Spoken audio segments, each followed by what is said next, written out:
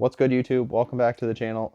Today I give my top 5 picks for your next locals, regionals, or internationals with the EUIC on the horizon as I attempt to explain some of the thought processes and little tips and tricks that I've learned along the way that got me here. So if you enjoyed the content, be sure to drop a like, comment below what you think, and if you want to see more content like this, be sure to subscribe to the channel just to keep you up to date. So some things I think you need to know.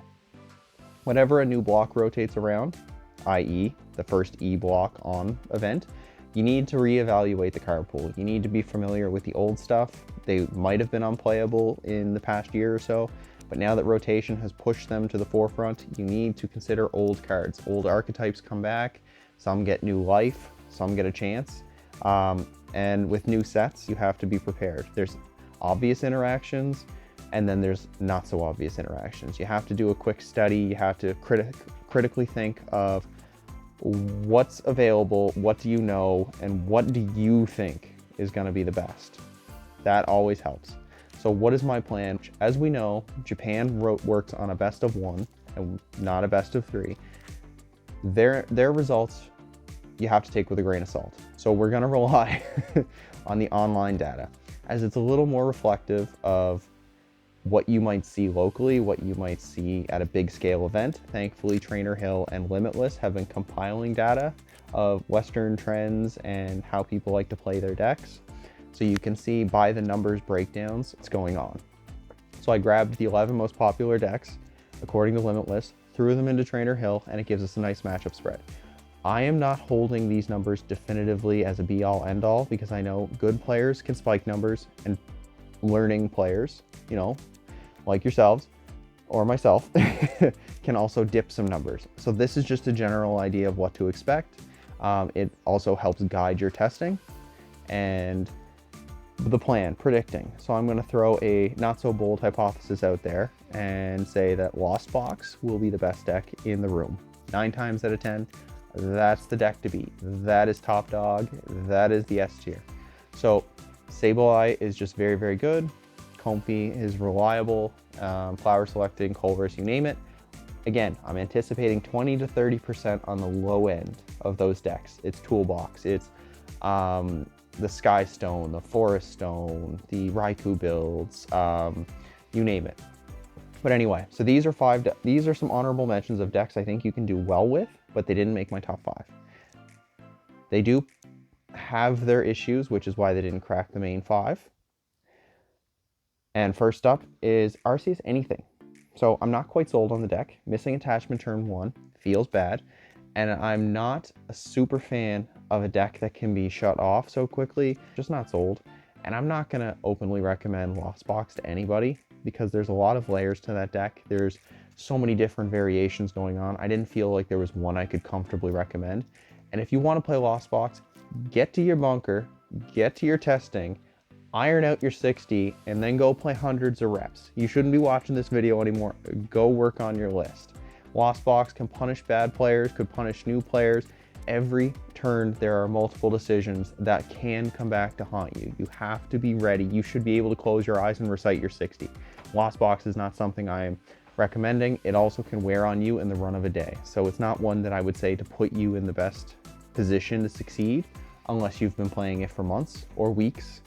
As good as it is, Sky Stone, Forest Stone, whatever, just be ready to face it. Don't be the player that's making the mistakes with Lost Box, but you can still win with it. Number 5, Mew VMAX, proven commodity. I can definitely recommend this one. There's a lot to like, and it has my favorite C word, consistent.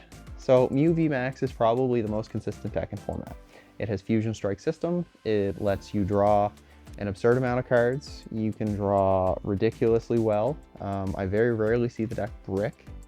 You are always turbo.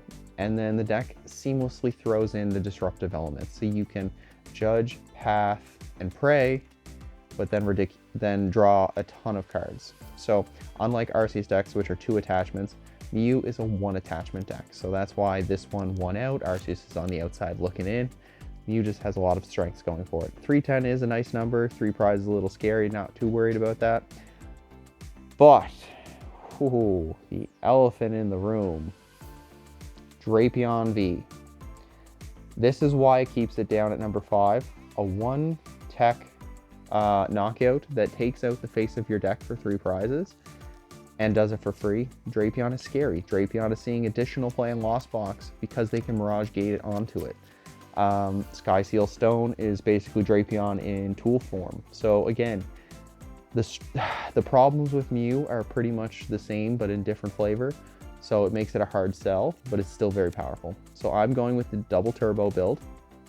We have our judges. We have 1 copy of Avery to mess with some benches. We have Roxanne for the late game. We have Silene for resources.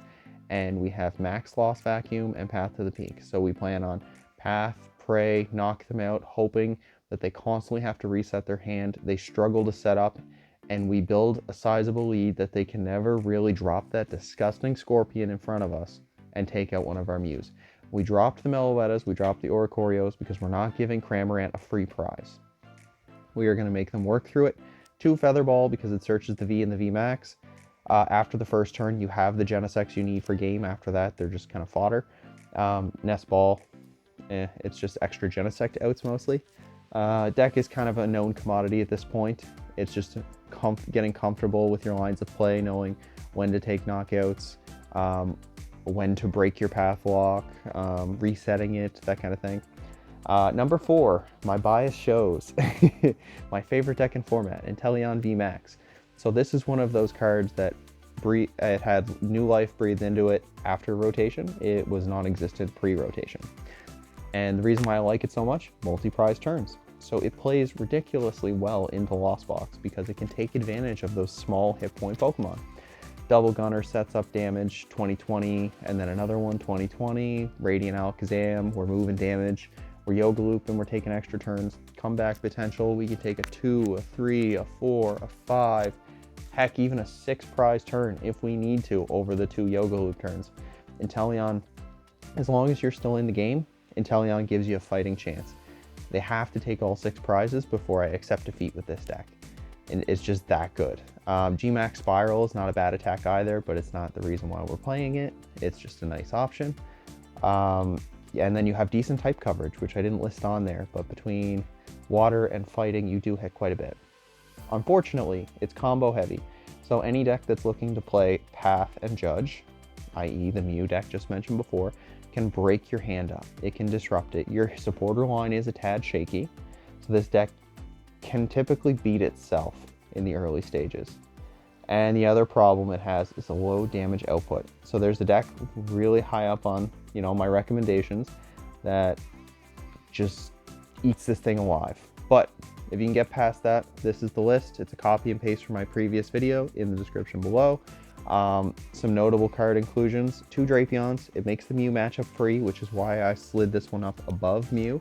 I went with Babero over Octillery because I anticipate seeing more Judge Path decks, and you want to be able to dig out of it. Also, a lot of decks will run the Roxanne. So late game, you're Roxanne proofing yourself, whereas Octillery is just 1 card, and sometimes 1 is not enough. The supporter line is shaky. As the metagame develops, you can definitely tinker around with it. You can cut the Cheryl, you can maybe drop the Arven, go more item heavy, trekking shoes, you name it. Yeah, I'm pretty happy with the list. Be wary of the Path to the Peak because that makes this deck very, very difficult to play. But if you manage your Tower of Waters well, you should be smooth sailing. Number 3, my sleeper pick, GOODRA VSTAR. It's quickly gaining traction. It has no weakness, so we're not getting sucker punched by a weakness. 3 energy, it's not the worst to deal with. 200 damage, pretty reliable number. Its VSTAR power lets you heal it off once per game. That's pretty good. GOODRA has a pretty simple strategy into Lost Box, which is a trend with all of these decks I keep recommending, is that you play well into Lost Box. You tank and heal, and you minimize their Cramorants. So Cram's only doing 30 damage.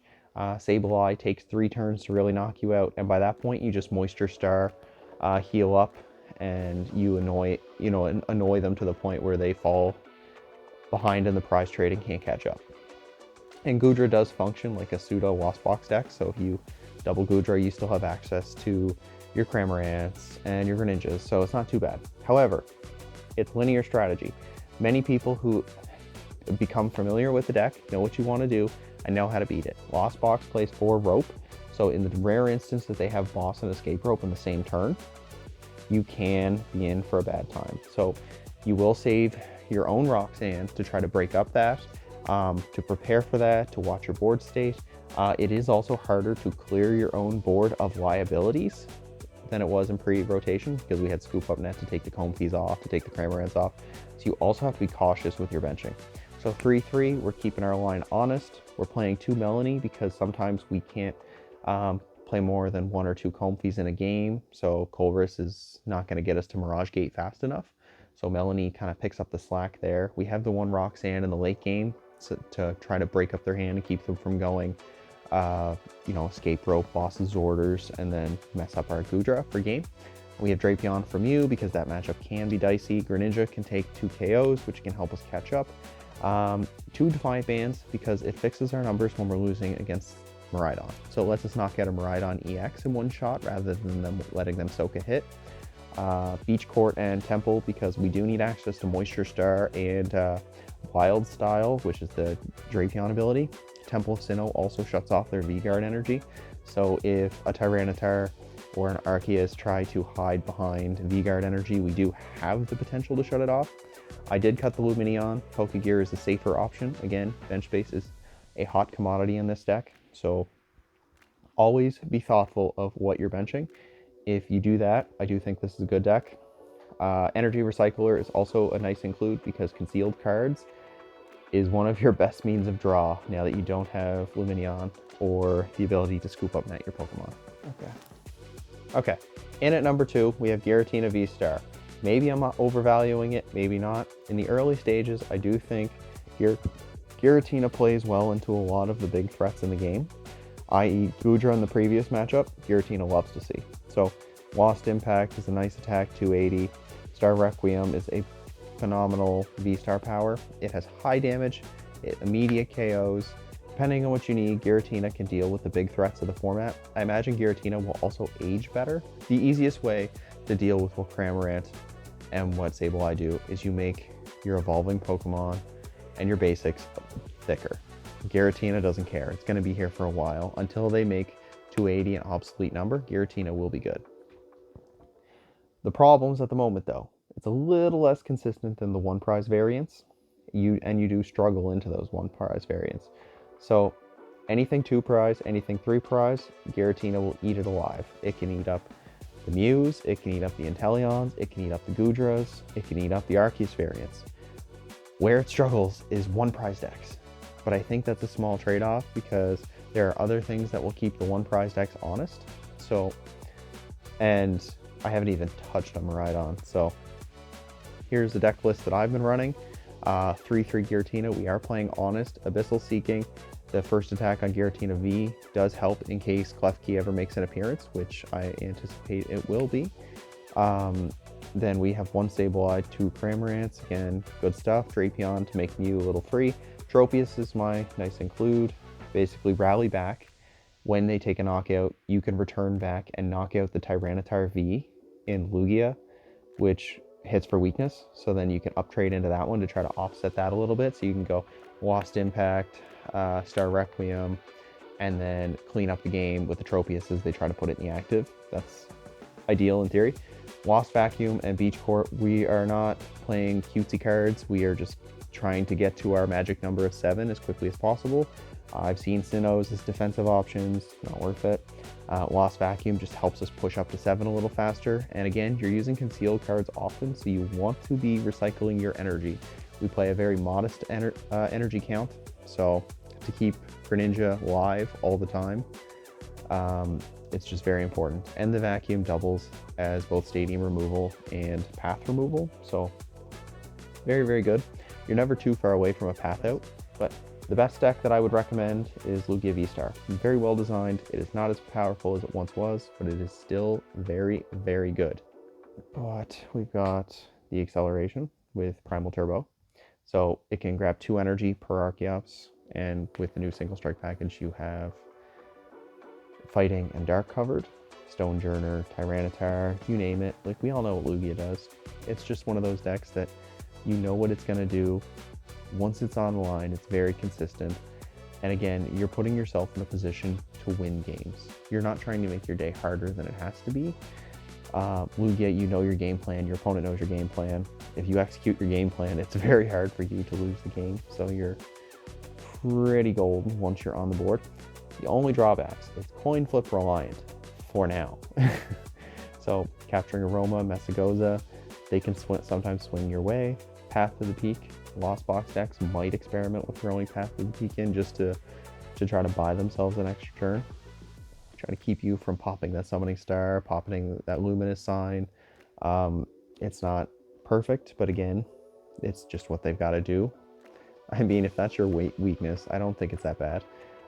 This is the list I'm rocking. This is the one I would recommend if you had to pick up and play.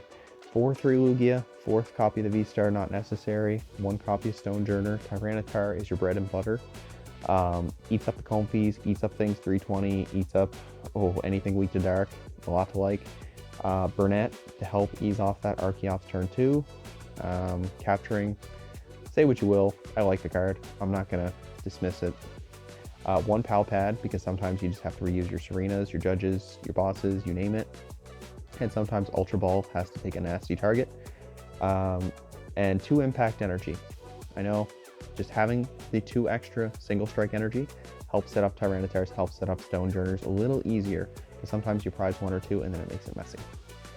And it saves other energy for Lugia or retreating. And my nicest include is Escape Rope. Do not let yourself get paralocked or retreat locked or anything like that. Make them pay. Escape Rope, Boss, like I mentioned against GOODRA, you have answers to everything else on my top 5, not on my top 5. Weakness is the only thing you should be worried about, but Pumpkaboo and Dunsparce don't help your matchup enough. And until next time, guys, take care.